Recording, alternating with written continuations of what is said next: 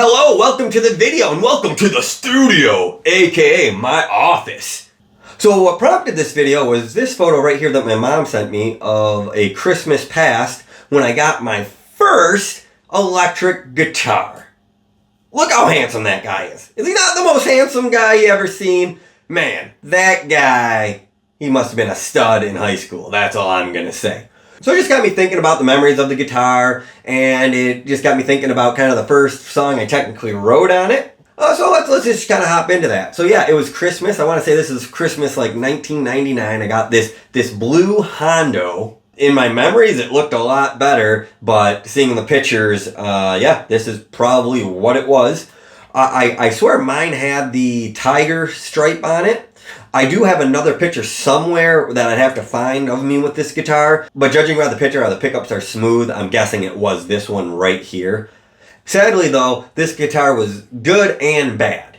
It started the whole rock and roll dream, make music, do all that, but not having any knowledge about electric guitars and kind of going into it blind. Like I know my dad played the guitar a bit here and there, but he just had this Cort acoustic guitar, which you'll agree with me, it was so hard to press down, it wasn't even fun. All the notes sounded muted. It wasn't a good thing to learn on or practice on, and that's what I kind of started on. But then we jumped into this electric guitar, and now knowing what I know, basically the setup was way wrong, the action was way too high. You just played it and it just made your fingers peel. And, nowadays I got guitars, I play it all the time, and my fingers are calloused up here, but they wouldn't just like peel constantly. So it was a detriment, and I ultimately think it was one of the reasons why I didn't stay quite as motivated as I could have. But I remember when I got this electric guitar, I was trying to play tabs and do all this stuff, and it came with a little mini amp, but it wasn't very good. So it was just a ching, ching, ching on the guitar, right? I eventually did pick up an amp. It was a crate amp, didn't really have any settings or anything on it. And if you're wondering, well, Nick, where's the guitar and the amp? Well, both those I put in a dumpster somewhere. But I remember getting the guitar, playing it, and I met up with a buddy in, I think, some type of like accounting or economics class or something. And I remember he was just like, hey dude, you play the guitar? You want to come over to my house and play? And that was a really awesome time because it was just two kids trying to make music, trying to do some cool stuff. And the one guy was leaps and bounds better than me, probably actually practiced and went into some theory and stuff like that, where I never did. He was always patient with me. We always worked through stuff together. It was fantastic. And we created some songs together. But we had a falling out years ago, and I tried to reconnect with him when I started getting back into playing guitar like 2.5 years ago, but he just never responded to me on any text or social media platforms. But hey buddy, if somehow you see this video, let's bury the hatchet. I don't remember what the falling out was even about. It'd be great to make a couple songs with you again. I'd really like that. That would be amazing. So though we played together, and it just kind of snowballed from there. And then I went off to college, and I met some people there, played some songs with and stuff, but it just kind of fizzled out. I guess I moved on, which was, I don't know, one of the regrets I do have in my life, that I wouldn't just have kept playing, pursued music, and realizing that I just needed to get the guitar set up better, or just buy a different guitar, and literally just have read any book about theory at all, or anything. Oh, those are what the notes are on the guitar. Oh, I didn't even know that. Literally, when I got back to playing guitar, 10 minutes I knew more than I knew playing like 5 years during like my teenage years. But again, I don't think I took it as serious as I could have. So when I did get back into playing though, I said, hey, I want to relive that Hondo though, because that is memorable. And at the time, the only Hondo one that was out there was like for $260 used. And I was like, there's just no way I'm going to pay $260 for a Hondo. But I went through some guitars. I got some Epiphones, I got a Gibson, and then I started getting some Fenders and just some of the name brands. But then eventually I did come across the blue, baby, the Cobra Blue Fender Ultra. I decided to go for it. I know, it looks worse than the Hondo, I know.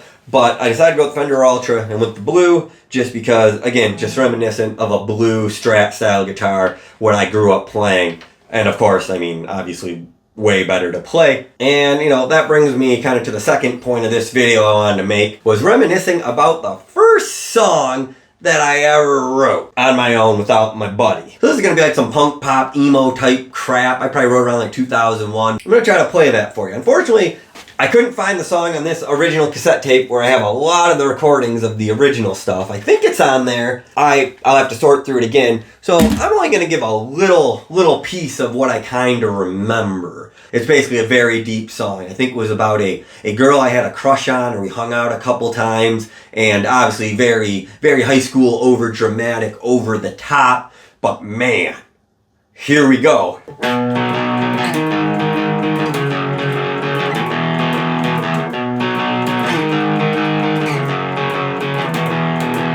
We broke up a long time ago, left me here all alone. You started talking to other guys, broke my heart, wanted to die. Just remember one thing, you can never come back again. Guess I was too young to know what true love was.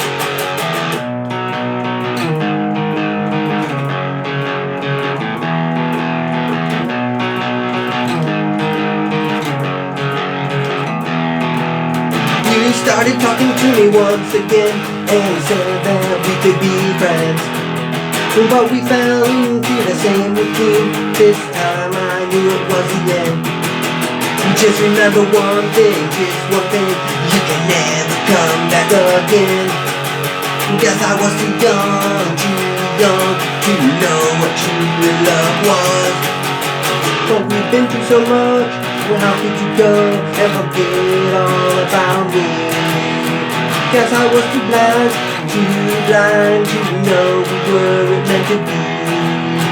Just remember one thing, you can never come back again. Guess I was too young to know what true love was. And so on and so forth. I know I messed up the rhythm here, but that's basically the song. There might have been another part in there to bridge to the guess I was too young. Could have been in there. I don't know. I gotta hear the tape. That was the gist of it. So now if you're sitting there and you're like, hey, that is the pop punk emo banger we need right now to get that genre back on the map and revitalize that for everyone in the world, leave me a comment, let me know. I can work on it and make it. But I feel it's not gonna be that, actually. It's gonna be more like a, good song, dude. Yeah, you tried. Yikes. Hey, for like a 16-year-old kid, that was pretty amazing. And I know you're thinking, that kind of sounds like Blink-182. Yeah, Blink-182, I want my royalties. Put me on the anthem too. That is mine. I want it. I want that money. Okay, guys? You stole from me all these years. I want my money. I'm going to find that tape. And if it's before Take Off Your Pants and Jacket came out, I'm coming. I want that royalty check. So anyways, thanks for reminiscing with me. If you haven't, like and subscribe. And then there's also links down in the video to various, musical platforms. You can listen to my music. And you can follow me over at Blue Sky and all that fun stuff. But hey, anyways, thanks for watching. Until the next video, keep doing you. You keep doing you.